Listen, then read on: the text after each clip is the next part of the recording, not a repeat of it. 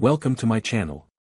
Subscribe, listen, and enjoy my stories every day. The fluorescent lights of a university hall buzzed above, casting an eerie glow over the sea of black gowns and smiling faces.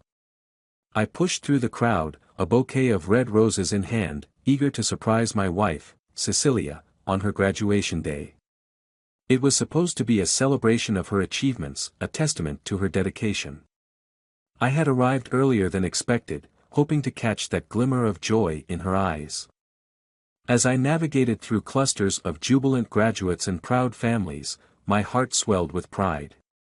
Cecilia had worked tirelessly for this moment, balancing late-night study sessions with early morning workouts, always striving for perfection. It was her resilience that had drawn me to her, her relentless pursuit of excellence. But as I approached the gymnasium, where the after-party was in full swing, a sinking feeling began to gnaw at me. The music thumped through the walls, a rhythmic heartbeat that seemed to pulse with a foreboding undertone. I hesitated at the door, the roses trembling in my grip. Something felt off, a subtle shift in the air that chilled my spine. Pushing the door open, the scene before me unfolded like a slow-motion nightmare. Balloons bobbed against the ceiling, and laughter echoed around the room, yet my eyes were drawn to a secluded corner behind the bleachers. There, amidst discarded robes and strewn confetti, was Cecilia. But she was not alone. Her laughter mingled with another's, a deeper, more familiar tone that cut through the festivities like a sharp knife. It was Tom, the gym teacher, known for his charismatic teaching style and the too friendly smiles he gave his students. They were wrapped in a careless embrace, so engrossed in their illicit fun that the world around them had ceased to exist. My feet moved before my brain could catch up, carrying me closer until I stood, unnoticed, a spectator to my own devastation. Cecilia. My voice shattered the moment, a crack of thunder in a clear sky. She turned, her eyes wide with shock, her face blanching as she scrambled to cover herself. Alex. It's not, I can explain, she stammered, her words tripping over each other in a desperate plea. Tom, ever the opportunist, slipped away in the chaos, leaving a trail of betrayal in his wake. The roses fell from my hand, petals crushed underfoot, their vibrant color a stark contrast to the pale death of my trust. The room fell silent, all eyes on us. Cecilia reached for me, tears streaming down her face. Please, let me explain. It was a mistake. But the damage was done. The woman I loved, the woman I had vowed to support through every chapter of her life, had turned our story into a sordid scandal. As the initial shock faded, a cold resolve settled in my bones. I looked at her, really looked at her, and knew that forgiveness was a gift I could not afford. We're done, Cecilia, I said quietly, the finality of my voice echoing louder than the thumping bass of the music. I hope he was worth it. Turning on my heel, I left the gymnasium, the sound of her pleading drowned out by the surge of revenge that began to simmer within me. I would not let this betrayal define me. No, I would redefine her world, just as she had irreversibly altered mine. We would divorce, and she would never see me again. As for the revenge, it would be meticulous, it would be total. Tonight marked the end of our union, but the beginning of her unraveling. The morning after Cecilia's graduation party, the sun dared to shine too brightly. As if the universe hadn't witnessed my world turning dark. I rolled out of bed, my body heavy but my resolve hardened like forged steel. Today, I would confront her, today, she would understand the gravity of her betrayal. As I made my way to the kitchen, the scent of coffee filled the air, an ordinary morning ritual that now seemed out of place. Cecilia was there, her back to me, her posture rigid. She must have heard me coming, yet she didn't turn around. Cecilia, I said, my voice steady, void of the warmth it once carried. She flinched slightly, a silent acknowledgement of my presence. Slowly, she turned to face me, her eyes red-rimmed, her expression a mix of fear and remorse. Alex, please, let me explain, she pleaded, her voice trembling. I cut her off with a raised hand. I saw enough last night. What's left there to explain? The bitterness in my tone was sharper than I intended, but necessary. Cecilia bit her lip, her fingers clutching the countertop. It was a mistake, Alex. I was drunk, and Tom, he was just there. It didn't mean anything. Didn't mean anything? I echoed, incredulous. You betrayed our marriage, Cecilia. You humiliated me in front of everyone. And now you say it meant nothing? Her shoulders slumped, defeated. I don't know what I can do to make you forgive me. Forgiveness? I scoffed, feeling the anger surge within me. No, there will be no forgiveness. I want a divorce. Her face paled, her worst fears verbalized. A divorce, she whispered, her voice cracking. Alex, please. I love you. We can fix this. But the image of her with Tom was seared into my memory, a permanent scar. No, we can't, I said firmly. And I'm making sure you'll regret what you did. Her eyes widened in alarm. What do you mean? I leaned closer, my voice low and menacing. I'm going to take everything from you, Cecilia. The house, the car, your reputation. I'll make sure everyone knows what you did. She staggered back, a hand to her chest. You can't. Alex, please, think about this. You're angry, and I understand, but don't let this moment define our lives. I sneered, the coldness settling in my heart. This moment was defined by your actions, not mine. Turning on my heel, I left her there, a sob catching in her throat. The steps I would take next were clear. I contacted a lawyer, setting the gears of retribution into motion.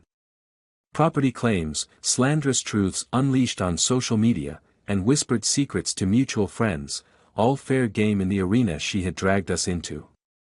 As I sat in the lawyer's office, detailing the assets and the evidence of her infidelity, I felt a hollow victory. This was just the beginning. The legal battles would be long and drawn out, but I was prepared to fight. Cecilia would come to understand the full extent of her folly, and she would live with the consequences. As the lawyer nodded, taking notes, I looked out the window. The world moved on outside, oblivious to the war within these walls. I was set on my path of retribution, no turning back.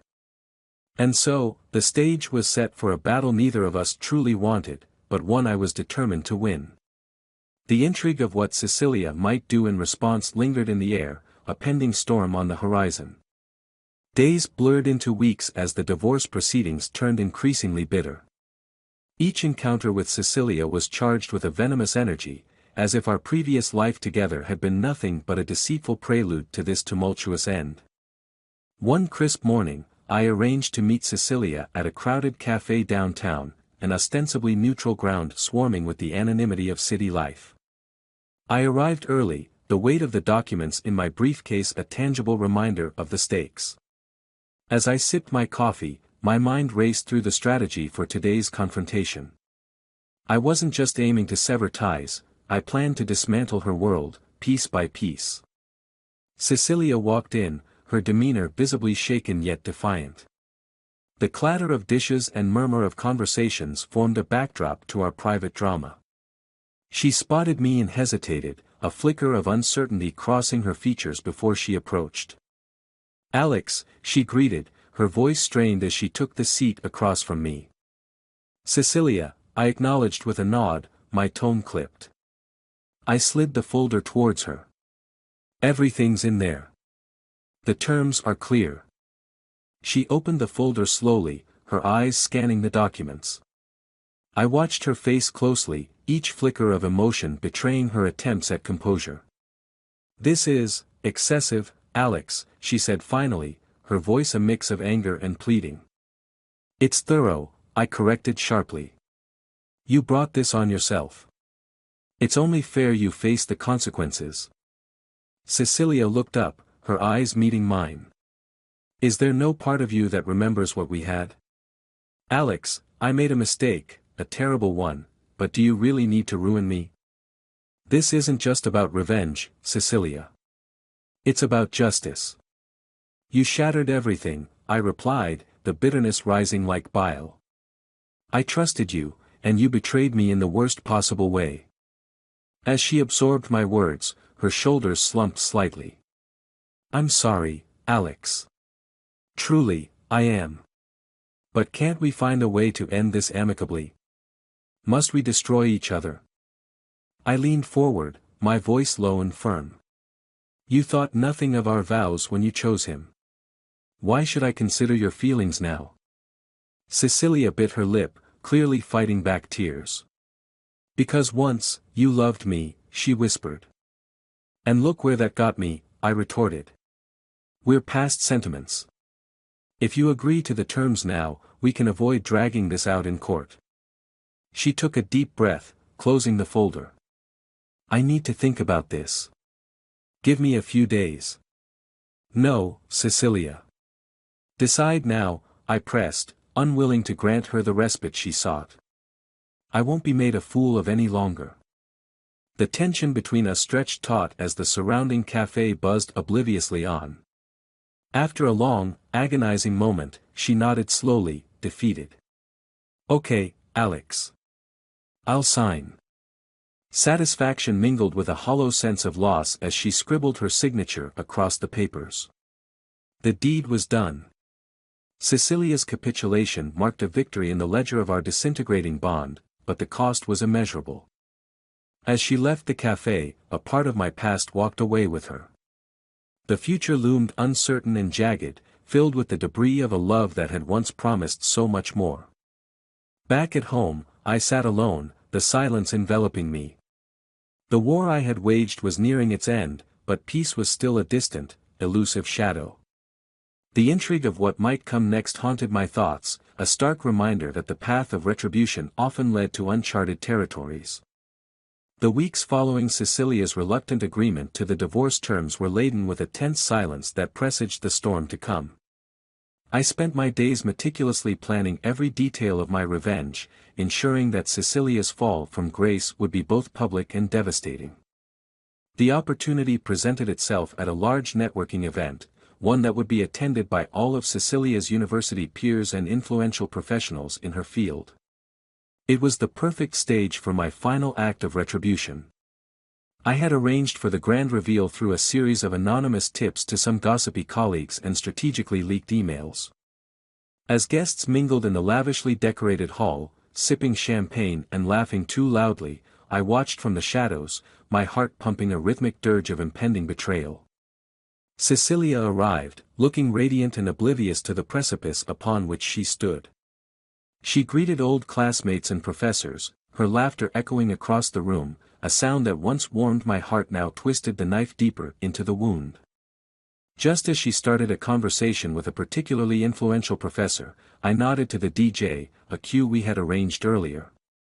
The music died down abruptly, and the lights dimmed, drawing everyone's attention to the large screen that lit up with the words, "The truth behind the smile." A hush fell over the crowd as images and emails began to flicker on the screen, detailing Cecilia's affair with not just Tom, but allegations of her deceitful manipulations within the academic and professional settings. Whispers turned to gasps and then to vocal dismay as her world started crumbling around her. Cecilia's face drained of color, her eyes scanning the room in a panicked daze, landing on me. "You did this," she mouthed across the crowd, her voice lost in the sea of murmurs.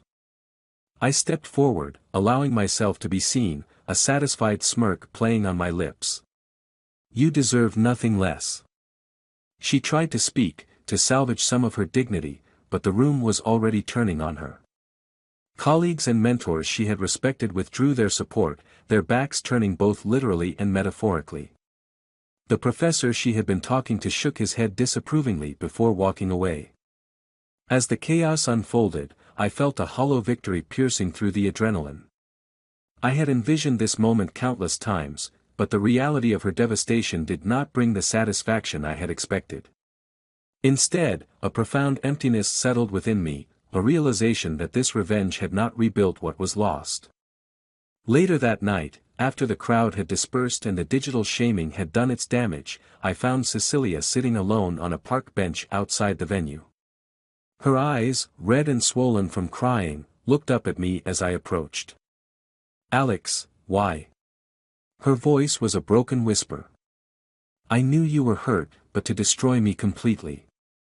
I wanted you to feel a fraction of the pain I felt that night," I said, my voice colder than I felt. "You humiliated me, Cecilia. You ruined our life together for a fling." "There was more to it," she said quietly, almost to herself, then louder, "there was more to it, Alex. It wasn't just a fling. I was struggling, lost in my pressures. I needed someone to see me. But it wasn't me. It was never me after that, was it?" I interrupted, the anger rekindling. She shook her head, tears streaming down her face. "I never wanted to hurt you. I thought I could keep it separate, protect you." "You failed, Cecilia," I stated bluntly. "And you chose this ending the moment you chose him." Leaving her there, I walked away, the sounds of her sobs fading into the night. As I walked under the streetlights, the weight of our shared past and brutal end pressed down on me. Our love, once vibrant and hopeful, had decayed into something unrecognizable, a tale of loss and revenge where no one emerged victorious. The deception was laid bare, the revenge exacted, and the final chapter of our story closed with the tragic realization that some wounds cut too deep, festering into a cycle of retribution that spared no one, least of all myself.